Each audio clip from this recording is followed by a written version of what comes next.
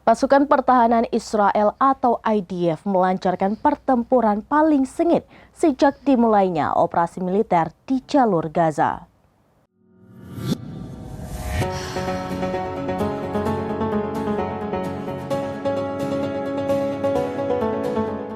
Pasukan pertahanan Israel atau IDF melancarkan pertempuran paling sengit sejak dimulainya operasi militer di jalur Gaza.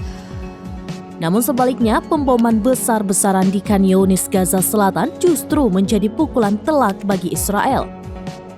Laporan terbaru dari medan perang menunjukkan pada Selasa 5 Desember 2023 menjadi hari buruk bagi tentara Israel di semua front. Meskipun ratusan warga Palestina terbunuh dan terluka dalam serangan Israel ke rumah-rumah warga sipil di seluruh Gaza, namun tentara Israel disebut mengalami kerugian yang sangat besar. Pasalnya, Israel masih gagal mencegah rentetan serangan roket dari Gaza ke Tel Aviv. Sumber Israel mengatakan sirene terdengar di wilayah Ashdod dan Ashkelon setelah 15 roket ditembakkan ke Israel. Selain itu, pertempuran sengit terjadi di sebelah barat Jabalia dan di pinggiran lingkungan Shijaiya di sebelah timur kota Gaza.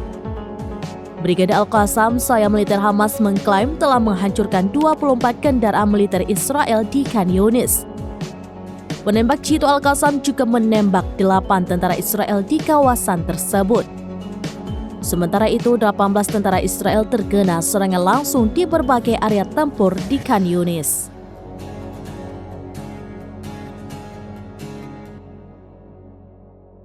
Demikian informasi terkini Syedar Alun. Saksikan terus beragam informasi lainnya. Coba like dan share seluruh akun serambinews.com.